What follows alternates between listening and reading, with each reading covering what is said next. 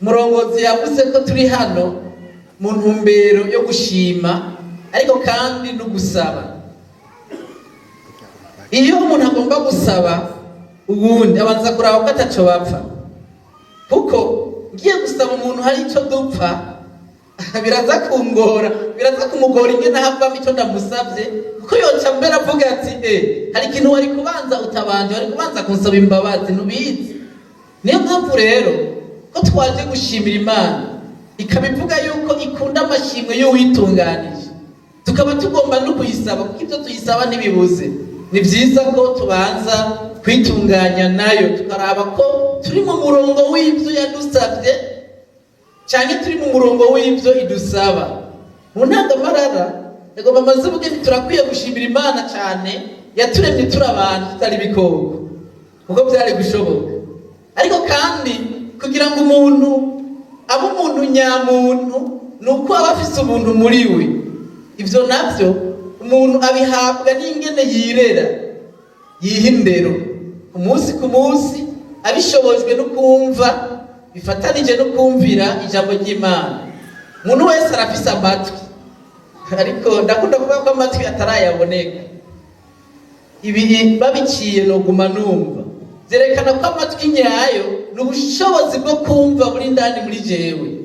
Byumvikana ko ishobora kuba mfise aya matwi aboneka, mugubwo bushobozi bwo kumva butari muri jewe, naho muba muyabona nkaba numva.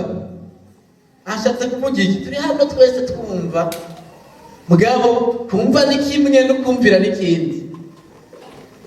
Umunsi umwe habaye umunsi mukuru w'ibikoko, byari byateguye uyu munsi bizogira umunsi mukuru byonyene nta muntu arimwo, mugabo kandi ko umukuru wabyo ari we ntare yarazi yuko abantu rimwe na rimwe hariho birengagiza amatangazo. Yari yamaze igihe atangaza umunsi n'uyu n'itariki ntihagire umuntu azoja habona n'umunsi mukuru wacu. Mwabyumvise? Twabyumvise. Umunsi mukuru ugeze, haba umugabo umwe yumvise ntiyumva neza, yumvise ariko ntiyumvira, aja kwitemberera. Umuntu akunda kunywa agatabi, inyota yari imufasha, aravuga ati ibyo bikoko naho byatangaje je naco bintwaye. Ariko aratembera, ntare aramubura ati wa mugabo we n'ibiki natangazo wumvise? Zireka bwana, inyota y'itabi yari yinyishe. Sawa rero cara ikiramucakira rondera saka kwa bati ncungira uyu mugabo tugira umunsi mukuru, ni wahera ku mugoroba ndamucira urubanza. Umunsi mukuru urabandanya, saka kwavu saa munani igeze kumva biraza ati uyu mugabo nta kintu yogira noba ndihembutse. Gasimbira ku matwi karaca kararya karihembutse uko ari gashonje. Ku mugoroba ntare aje ati mpa wa muntu rero ikiziramura bati saka kwavu uyu muntu amatwi yiwari. Saka kwavuga ati mwana abantu bari n'amatwi yarayafise iyo yagira akirengagiza we wenyene mu gihugu cyose itangazo ryavuzwe akaja habona nta matwi yarafise burya ntari hafi kandi nivyo yagira ntiyari kuja habona nta yarafise kwera. Saka kwavuga bakaratsinze ko umuntu atagira amatwi sikino hahe bare turafise amatwi, mugabo kugira amatwi ni kimwe, no kumva ni kimwe, ariko kandi no kumva neza n'ikindi kintu. Tugiye kurabira hamwe ibintu bitatu dukuramo n'amajambo numva ko ari ibintu bikomeye. Bwa mbere turaraba ibyabaye ku Isirayeli, tubiceko, twongera turaraba icyo bitwigisha natwe, hanyuma turaza kuraba bwa kabiri ivyamwa biva mu kumvira Imana. Za gusozera turaba ibintu bine dukwiye gukora twisunze ibyo tuzoba twamaze kwigishwa. Ibyabaye ku Isirayeli bimeze gute? Abisirayeli ni ubwoko bwakuye mu masezerano Imana yasezeraniye Aburahamu ko izogwiza urubyaro rwiwe rukangana n'umusenyi wo ku kiyaga. Ariko kandi biciye kuri Yosefu, benshi musoma Bibiliya murazi inkuru za Yosefu, ngene yagiriwe nabi na bene wabo bakamushora akagenda nk'ugize ibyago, mugabiri mu mugambi w'Imana ngo azorokore bene wabo. Ni muri mpamvu rero hageze igihe Abisirayeli barahava bimukira muri Egiputa cyangwa mu Misiri, maze umwami waho Farawo arahava abonye bagwiriye abagira baja. Bamaze bamaze kuba abaja imyaka myinshi cyane, ubuja bumva baraburambiwe. Sinzi ko bumva uburemere bwo kuba umuja. Bamwe muri mwebwe murashobora kuba mutaraba ahantu hatari wanyu ngo mwige ikintu cyitwa ubuja igereka imizi. Jewe narabaye muri Tanzania imyaka amezi ashika 9 mu 1994 ashira 1995, narabonye kuba umuja uko bimeze. Ndibuka turiko turataha twakindara ahantu mu Kumoso, turiko turagenda n'amaguru, wari umunsi ugira kabiri, genda n'amazi imisi nengenda n'amaguru yirengeye. Hanyuma twakindara ahantu nari shonje maze nk'imisi 2 ntanya, n'uwo twari kumwe nawe nyine byari bimeze gutyo. Hanyuma umudamu waha twakira, hanyuma ararika je madamu arabitije ndakunda ubugari cyane, mbona araritse ntimukagomba rye kweri. Araheza gucumba arazana amazi ngo dukaravye, Seruga barashitse, twumva rikaraza n'abandi bazanye babiri yagorewe, arengutse ngo ngo ni bande. Madame we wati na ningenzi basavye indaro ngo mumure bapfuye, azana igikoni, twaca musi y'inkoni twiruka. Ubugari bwari buhiye tugira ngo tugomba tuburye, nayanzara turiruka amashamba yo mu Kumoso arantu hitwa za Nyamigina ya turiruka. Mudamu atuje inyuma, badamu Imana bahezagire bari nimpuwe cyane, aza kurondera ahantu twahungiye, aha baradushikira ajya kudusabira indara ahandi hantu, kandi aho handi hantu bongera baradufata neza naho bwari bwije kandi baheje gufungura. Butu twaduke ngo ndabereke kuba ahantu tidegembya, kuba ahantu utari wanyu byatumye Abisirayeli bavuga bati ibintu birareza, batakambira Imana ikirungika Mose ngo abakureyo. Abisirayeli babonye ibitangaza byinshi, baba bakiri muri Egiputa mu Misiri cyane mu nzira bataha. Reka mvuge bimwe bishika ku ndwi nyarukije. Icyambere biboneye muri Egiputa, barabonye ibyago 10 Imana yateje Farao kugira ngo atebe abarekure. Ibyo barabyiboneye n'amaso yabo, barati ibi bintu nibisanzwe. Ubwa kabiri bageze kuyaga gitukura yabarekuye. Abasoma Bibiliya murazi byahabereye, habaye ibintu bidasanzwe, ingene ikiyaga cyuguruye, inzira ikaboneka, Farao inyuma n'ingabo, Imana ikabahodereza mu kiyaga. Babonye ibintu bidasanzwe, biboneye abansi babo bagomba babice, ari imibyimba ngaho bonye nabo bijabukiye. Ubwa gatatu Imana yarabakirije amazi arura. Uravye muri Kuva 15:22 kubandanya, bageze ahantu hari amazi arura batangura kwidodomba, aya mazi nibiki Mose watuzaniye iki hano? Hanyuma Imana ikoresha Mose, amazi arura arakira, mbere cyo bahisezerano. Hari umurongo ukomeye cyane uri muri Kuva 15 umurongo 26 uvuga uti, nimwagira umwete wo kumvira Uhoraho Imana yanyu, mugakora ibitunganye mu nyonga ziwe, mukumvira ibyagezwe byiwe, mukitondera ivyo yihanikirije byose, ngo nta ndwara zobateza nk'izo yateje Abanyegiputa, ukariwe Uhoraho abakiza indwara. Imana ishimwe cyane. Niryo sezerano yabasezeraniye imaze kubakiriza ya mazi arura. Ubwa kane baragaburiwe manu mu bugaragwa muri Kuva 16, bararonka ibyo kurya, bariko baridodomba bati tona turakura he ibyo turya. Ubwa gatanu hageze igihe babura amazi, Imana yabakurira mu gitandara cibuye muri Kuvayo 17 bereka umurongo wa mbere kubandanya. Ubwa gatandatu abamaraki babitambika imbere, baza kubona intsinzi ikomeye cyane bahawe n'Imana, barabanesha. Hanyuma ubwa gatanu ubwindwi Uhoraho yarabiyeretse bari ku musozi Sinayi, yarabiyeretse barabona ubwiza bw'Imana bari ku musozi Sinayi. Ibyo byose biteranije n'ibindi umuntu yari kuvuga, byari bitangaza, byari gutuma baguma ku Mana. Abo bantu babibonye bakavuga bati ya Mana yakora biriya bintu by'ukuri ni Imana nyene, kandi yari yababwiye ko ari Imana idahinduka, ukwiri ariko izokwama, kuko ni Uhoraho ukwiri n'ikizokwama. Ibyo bari babizi. Bega none naho babonye ibitangaza bingana gutyo, ubwo bakunye bumvira Imana. Igihe bari bimirije gushika mu gihugu cy'isezerano, hari itegeko Imana yabahaye. Ravye muri Guharura 13 umurongo wa 2 havuga hati, ni Imana yabwiye Mose, tuma abantu baje gutata igihugu cy'Ikanani mpaye Abisirayeli, ukure umuntu umwe mu miryango ya ba sekuruza asanzwe ari mukuru muri bo. Mu yandi majambo, Imana yabwiye Mose ngo atoranye abantu 12 akuye umwe mu muryango umwe kugira abatume. Mu yindi mvugo, ni nk'uko Imana yari yabwiye Mose ngo ashireho urwego rw'ubutasi rw'igendereza, abatume bagende hariya hantu babanza baperereze barabe mbega Kanani hameze gute, abantu baho bameze gute, ibyo kurya byaho bimeze gute n'ibindi bitandukanye. Kandi baragiye abo 12. Bamaze kugenda, watumwe rero uragarukana raporo. Bagarukana raporo imeze gute? Si biturinda gusoma cyane, mugabo uravye mu gihimba c'13 umurongo wa 27 n'uwa 20 kugera 29, raporo bazanye bose babonye ibintu bisa hariya mu gihugu cy'isezerano. 27 bavuga ngo iki? Haravuga ati, babarira Mose bati, twarashitse mu gihugu wadutumyemwo, kandi n'ivy'ukuri koko gitemba amata n'ubuki, kandi ngivyo n'ivyo twavuyeyo. Mugabo abantu baba muri ico gihugu n'abahizi, kandi ibisagara byabo bizitijwe inzitiro z'amabuye, kandi n'ibinini cyane.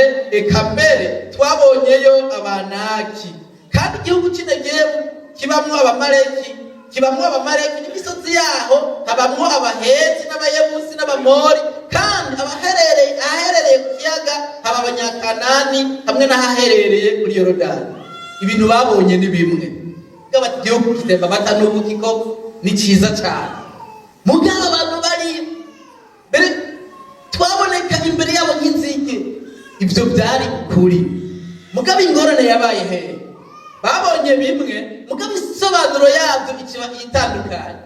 Babiri muri bo, Yosuwa na Kalebu, naho babonye ko bikomeye kwinjira atari gupfa kwinjirayo, bo barumva ko bumviye Imana, bakisunga Imana bashobora kwinjira. Mugabo 10 basigaye baca intege rwose abisirayeli, barabwira bati, dushobora kujayo, abantu baho baradusumba, abantu baho n'abahizi bamenyereye intambara, bamenyereye kurwana, barabaca intege. Bamaze kubaca intege, Abisirayeli ikibazo cyabaye gikomeye, bose bagiye guhengamira kuri bamwe 10 bavuze inkuru zica intege, ku buryo hariho umurongo hano ukomeye 14 ku murongo w'10 ngo ishengero ryose riraheza rivuga ko babicisha amabuye. Nukuvuga iki? Yosuwa na Kalebu bariko bararemesha abantu, ahubwo nimba imvura tumuhimbaye ngo tuduge igihugu arakiduha, ahubwo tunyaruke tugende. Ni babiri bariko baremesha abantu, 10 bariko babaca intege. Hanyuma ishengero ryose riti, ahubwo dutora amabuye abantu tubice. Bumva bitabaho, Uhoraho rero aca ariyereka. Ajya rero Imana ihagurutse. Mose ntabwo atari yagize asabira imbabazi Abisirayeli, Uhoraho arahaguruka aravuga ati, Mose igigwayo, aba bantu ndabarandure, ndabarungikirikiza, ndabahonye mu kagisase, nawe ndaguhindura ihanga rikomeye. Nibaza ko niho hantu mbona ko habaye umuntu agerageza guhanura Imana, kagira ati, amara Uhoraho urabona na wewe.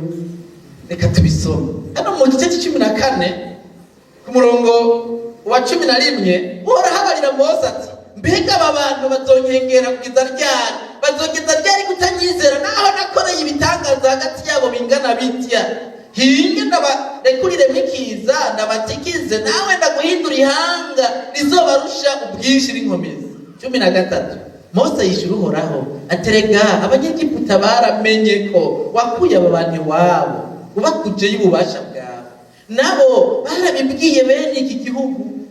Aba nabo barumvise yuko ari Uhoraho ugendana n'abantu bawe kabiyereka, barazi ko baje imbere uri mu nkingi y'igicu, ku murango no mu nkingi y'umuriro mw'ijoro. None niwikira aba bantu icyarimwe, amahanga yumvise inkuru zawe azovuga ati, Uhoraho yananiwe kujana abo bantu mu gihugu yarahiye ba sogokuruza bazokibaha. Nicyo cyatumye batsinda mu bugarama. Rero ububasha bw'umwami wanje nibwiyerekane ko ari bwinshi, uko wivuze ko uti, Uhoraho ntibakuraka, ngira imbabazi nyinshi, ndaharira ibigabitanyo n'ibicumuro, ariko simperereza urubanza ngo utarugira.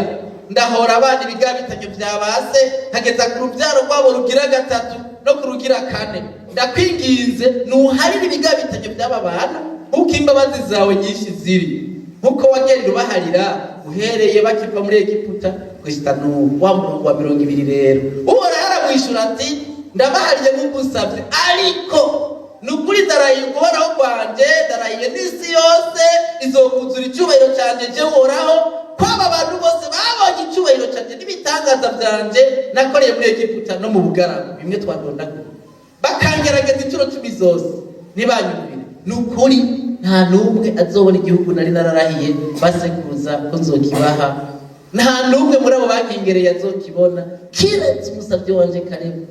Imana idufashe cyane. Amajambo nashimye kuyasoma kugira ngo mwumve neza ibyo ari byo.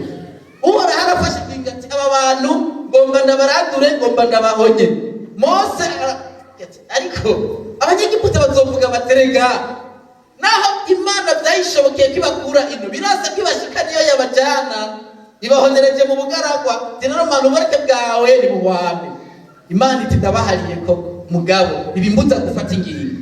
Aba bantu banyengereye bakirengagiza ibitangaza byose babonye, nta n'umwe azoshika kiretse umusavyi wanje Kalebu. Nagomba twiyumviye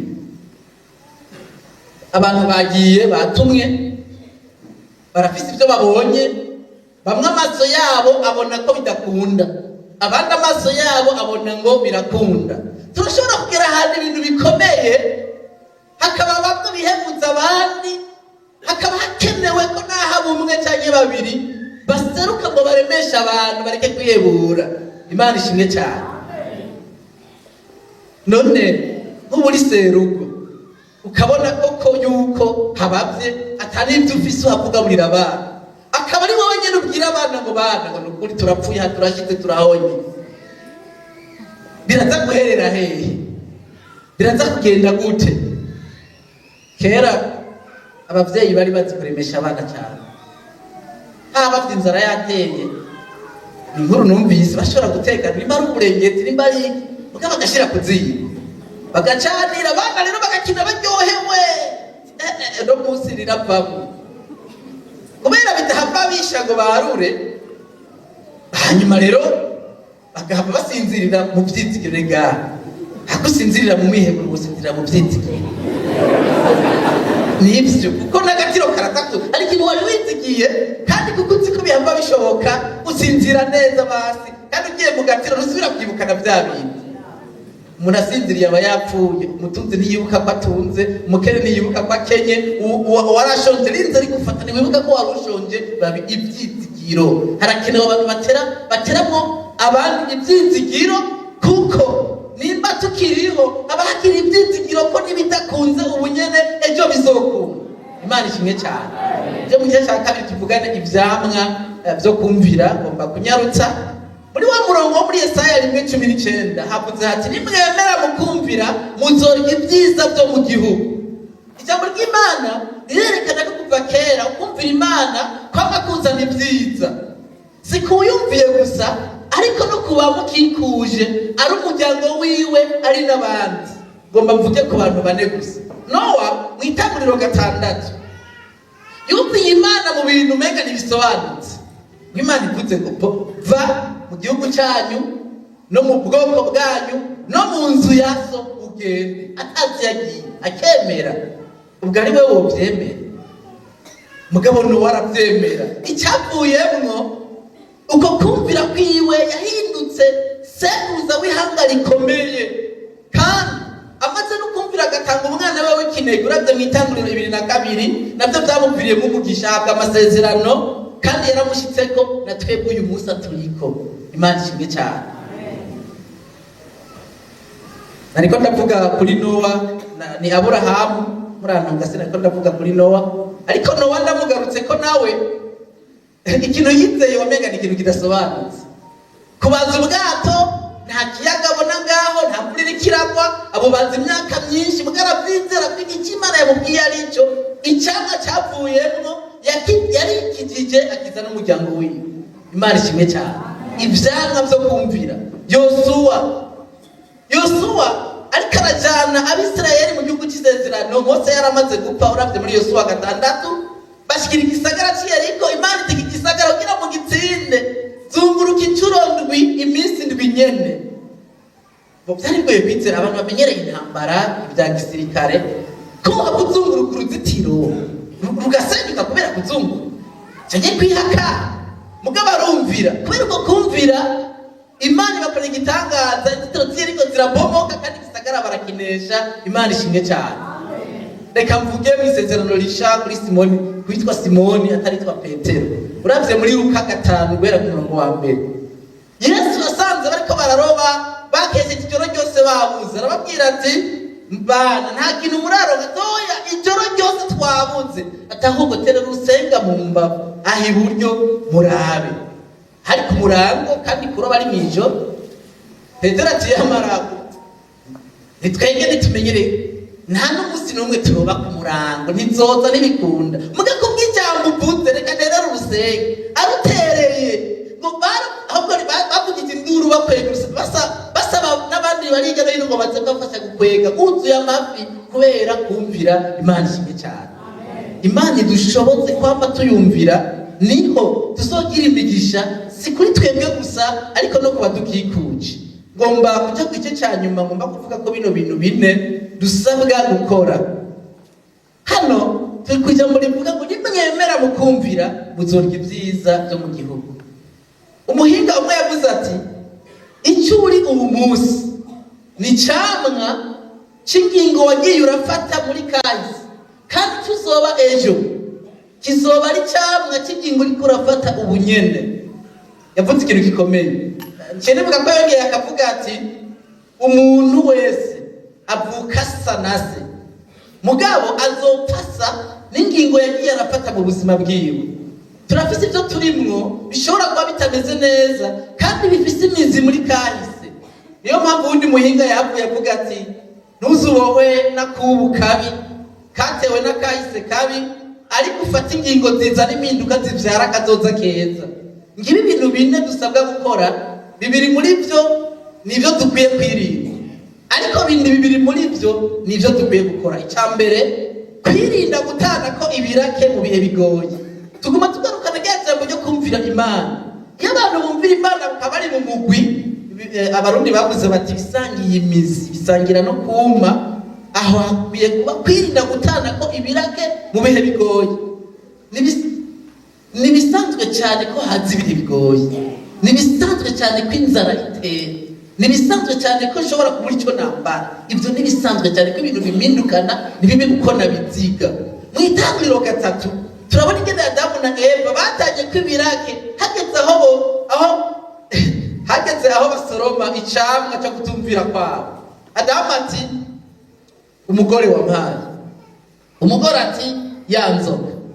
Mbega ubu gutana kw'ibirake nabugingo n'uyu munsi ariko kiriho mu bana b'abantu. Kuba hari bishobora kutagenda neza, ibyo bibaho kandi si bishasha. Reka ndababwire, nakunda gusoma inkuru z'amateka y'ibigenda biraba ku isi. Muri no minsi nasomye inkuru imwe yerekana ibyabaye ku mugabane wa Buraya mu kinjana c'14 mu myaka y'1300 na kuduga. Gihe hatera ingwara ikomeye no itabwidi y'ibihara imwiri kiravugwa no muri no minsi. Nta bishasha hano gusizu. Bonye ibintu bibaye akabyarabaye muri kahise. Ikinjana c'14 iyo ngwara yarisha abantu benshi cyane. Mbere kahise kerekana ko hapfuye nk'icya kabiri cy'abantu bose bari batuye ku mugabane w'i Burayi. Ibihara birabafata kandi bigufashe iminsi 3 umuntu yabapfuye. Abantu bakiyagaza, ejo bigahinduka, umubiri wose ugahinduka kugeza aho umuntu apfa. Byari ibintu bikomeye cyane. I Londres mu Bwongereza hagapfa 3 ku munsi umwe, i Paris gutyo. Habaye ikirere, ngomba kuvuga kuri ibyo byo gutana ko ibiraki.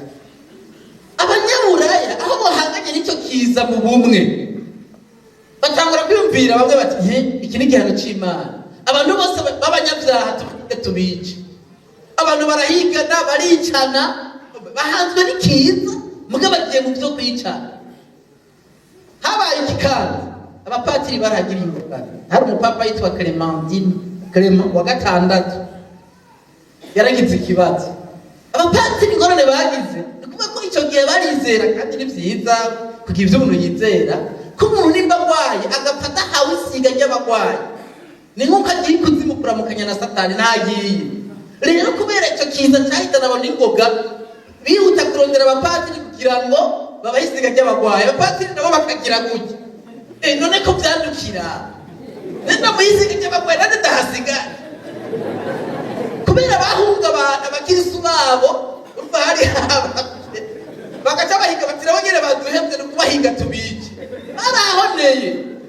Hariho nk'itariki ivugwa muri kahise yari itariki y'ujya munsi bita ngo ni kuri Saint Valentin, itariki 14 z'ukwa kabiri 1349, aho ipari honyene bisha abapatiri barenga 100 babahora ko bariko barabahunga. Yumvira ikiza cateye bariko batanako ibiraki. Umviriza ikiza giteye ibintu bihindutse. Si byiza ko umugwi w'abantu basangiye iyo ngorane batanako ibiraki, ahubwo byari byiza ko bagira akajya ko kwicara hamwe bavuge bati mbega umuti n'uyuhe kuri zino ngorane, jewe nzani intererano yihe ujya zani yihe uriya zaniye kugira ngo tuve muri ino ngorane. Nico kiba gikwiye. Nico gituma rero ngomba kuja ku kintu cya kabiri cyo kwirinda kivuga kiti twirinde ukutumva kuzana ukwiyemera. Ukutumva ukuvuga navuze yuko turafise amatwi mugabo hari igihe umuntu agira amatwi agasanga ntiyumva cyangwa ntiyumva neza. Muhinga umwe yavuze ati ubujuju busumba ubundi ni ukumenya ukuri mugo umuntu akirengagiza uko kuri. Ukutumva cyangwa kutumvira kwama gukwega ibyago. Wa murongo twasomeka muri Yesaya 1:19, nimwemera mukumvira muzorya ibyiza byo mu gihugu, naho nimwanka mukagarariza ngo inkota izobarya uko akanwa kanje uhora ariko kabivuze. Isi ari witwa Joseph yanditse igitabo cyiza ariko aravuga ngo ni igitabo yise ngo ibisagara bibiri mu ntambara, les deux cités en combat. Ni igitabo yerekana ko mu ndunduro yacu isi irimo ubwoko bw'intambara butarenga bumwe. Intambara hagati y'ikibi n'icyiza nta bindi. Mwene majambo iyo ubonye ikintu cyiza ngaha hari ikintu kibi iruhande, iyo hari itegeko ngaha rivuga ngo kora iki, hari ikindi kitakwerekana ngo yamara nutagira gutya. Nimwemera mukumvira muzorya ibyiza byo mu gihugu, ariko nimwagarariza nimwanka inkota ngo izobajya. Niko ijambo ry'Imana rivuga si jewe. Reka ndababwira akararo k'ibyabaye mu mateka. Muze murakunda gusoma ibitabo birafasha cyane. Haraciye imyaka uyu munsi haraciye imyaka 112 ni byabaye mu 1912. Bamwe bakunda gusoma inkuru murazi byabaye ku bwato bwitwa Titanic bwari ko buva i Buraya buja muri Amerika. Urya bwato ababukoze bari bigize abahizi, ari byo bita concurrence, kugira ngo ni nkuko mba nabonye ko umuntu yakoze ikintu nanjye ngomba nkora igisumba kijya yakoze. Bagomba gukora ubwato hamwe bazovuga ngo kwisi bunini nya cyane bushobora gutwara abantu benshi kandi bunyaruka, kandi barabishika ko barabukora. Barabutangura nko mu 1909 hashira na 10 gutyo barabuheza mu myaka 3. Itariki 14 zishira 15 z'ukwezi kwa 4 1912 ariko umunsi wa gatandatu hashira kwa Mungu bafata urugendo. Ari abantu benshi cyane bagara ni 2200 numva abantu bari mu bwato banyene bwo n'ubwiyemezi bwinshi n'amanyama menshi bako bakoze ikintu gikomeye cyane. Bafata urugendo baragiye, mugabo hasigaye amasaha 2 ngo bagire isanganya.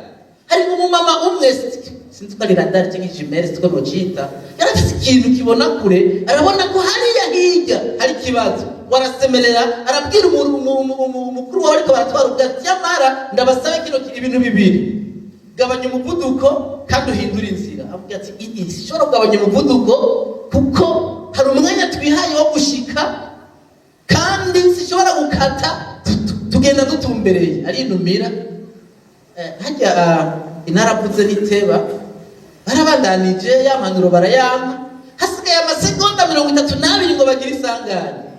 Undi mudamu arasemera ati isanga imbere hari kibuye kinini. Amasegonda 32 ku muvuduko byari byakwiye kugira ngo bagonga urubuye runininya wari rusanzwe ruri mu kiyaga Atlantique.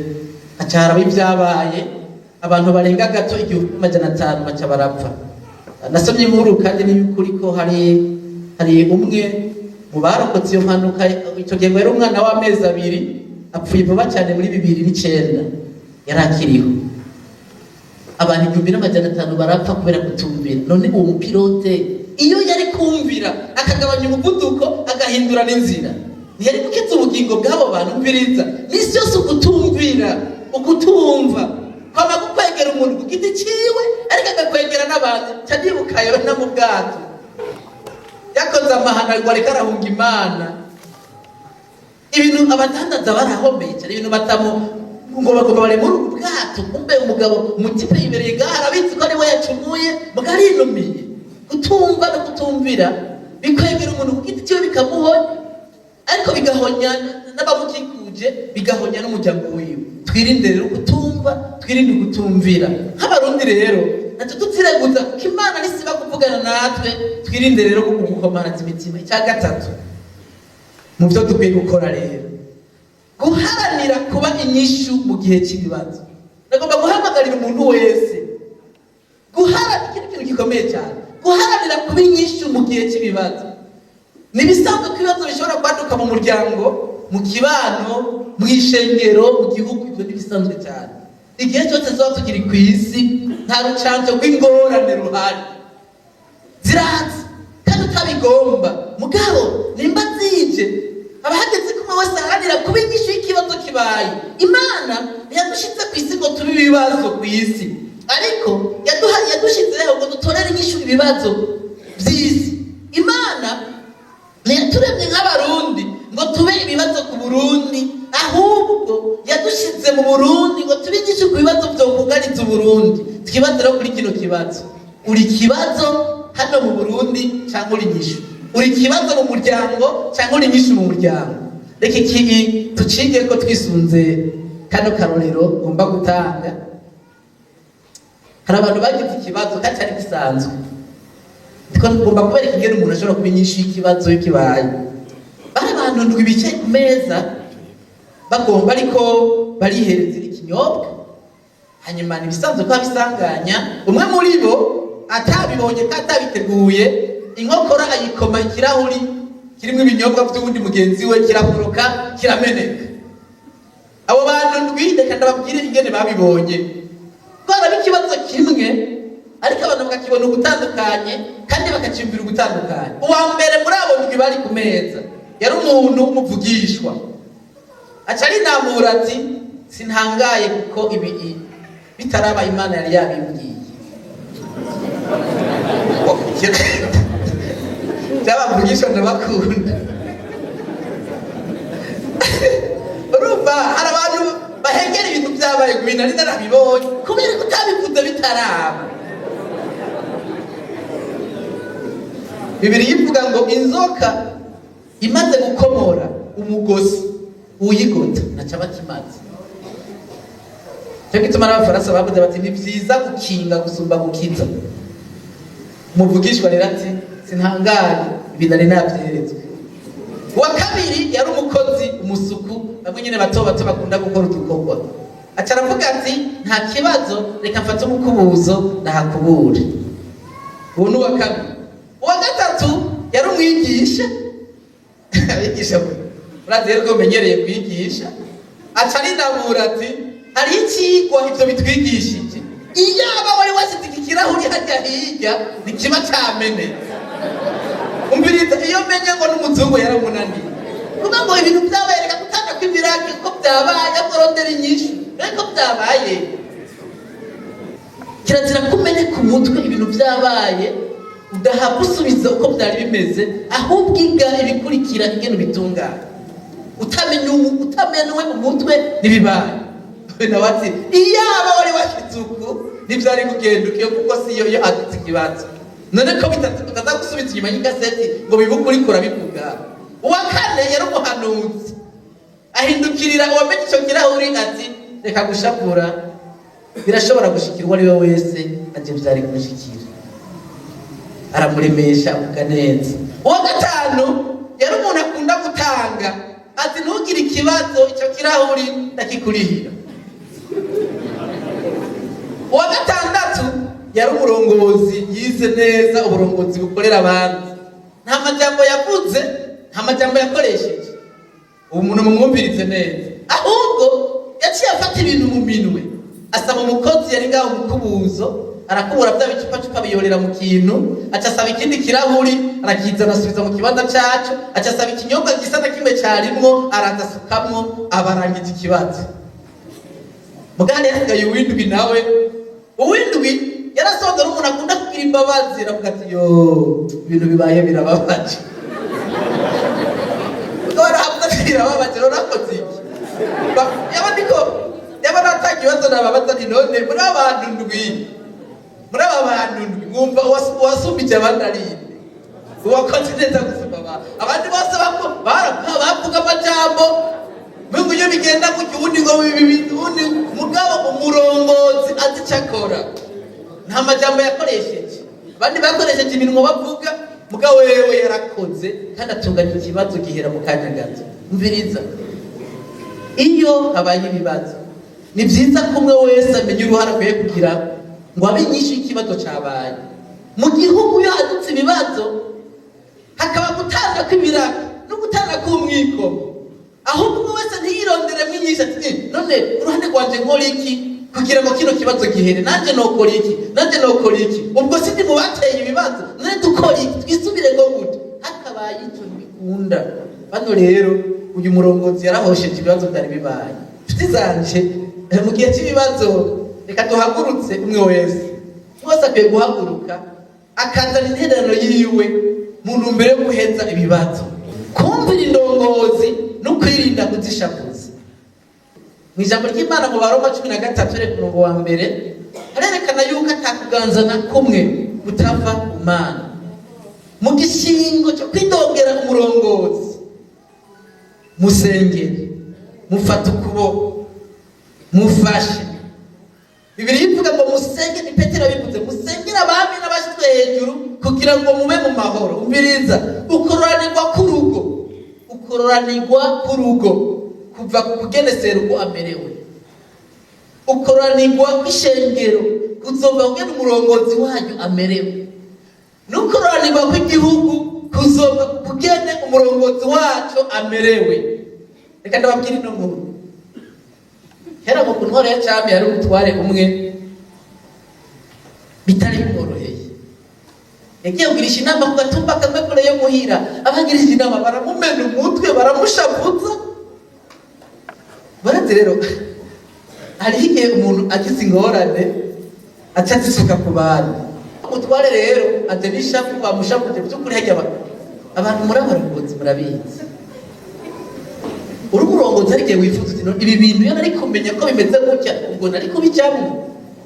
Yashavu yatashe rero kubera na ryashavu yumva ibintu kandi yagonze ikiyiko gusa cyari muri saa.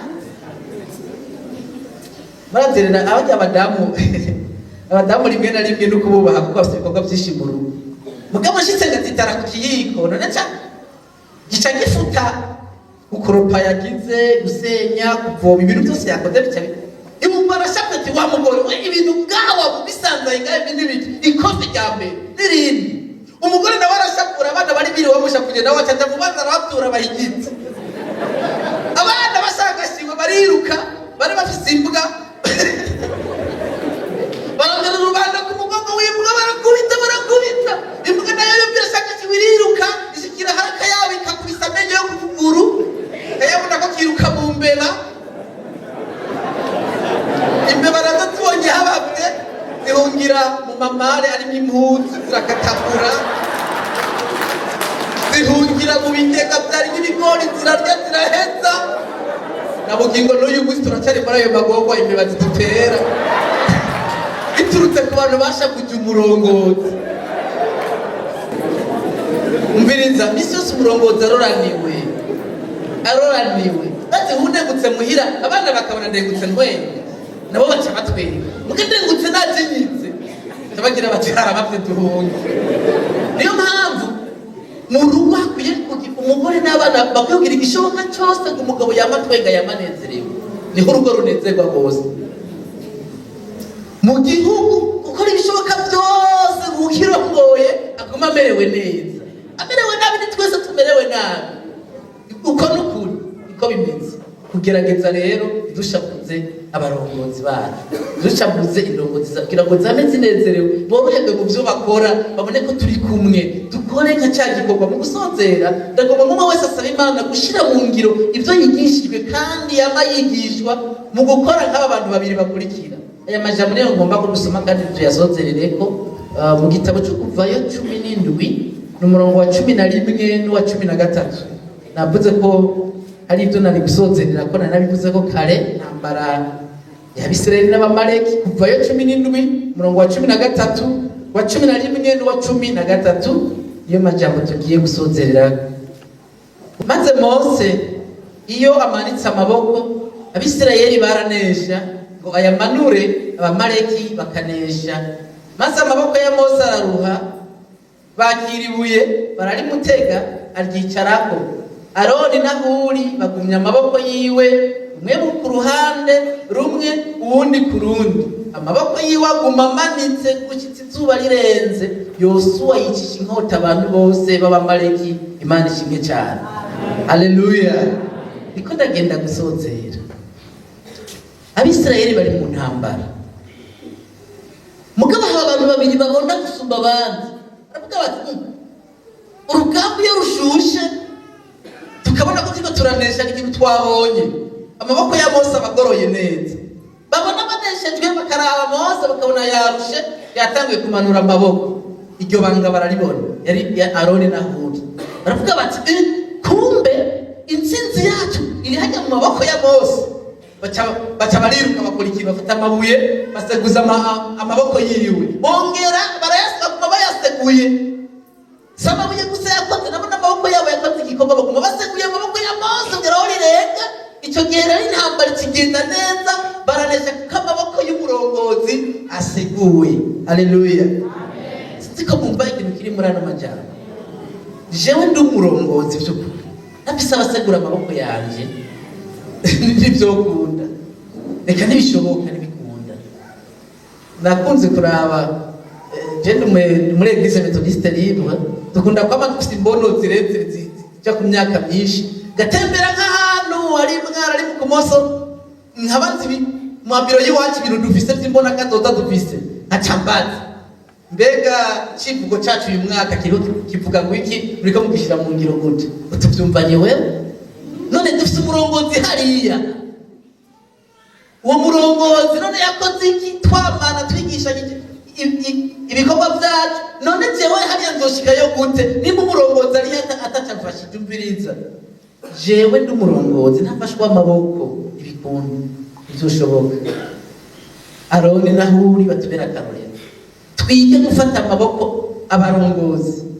Umurongozi wese ahari adafite abamufasha beza basegura amaboko, by'ukuri ibintu ntibishobora kugenda. Ukuranirwa k'urugo kuri mu gushigikira serugo, no kuranirwa kw'igihugu kuri mu gushigikira indongozi z'igihugu. Twizere ko amasezerano y'Imana arayukuri ukitabesha. Yavuze ngo nimwemera mukumvira, mukumva ariko kandi mukumvira, muzorya ibyiza byo mu gihugu. Mugabo wa murongo wa 20 tuvuga ariko nimwagararize ngo naho nimwanka nimwumve inkota izobaka. Reka rero tumere nka wa wundi yari ndacibwa amatwi kubera kutumva.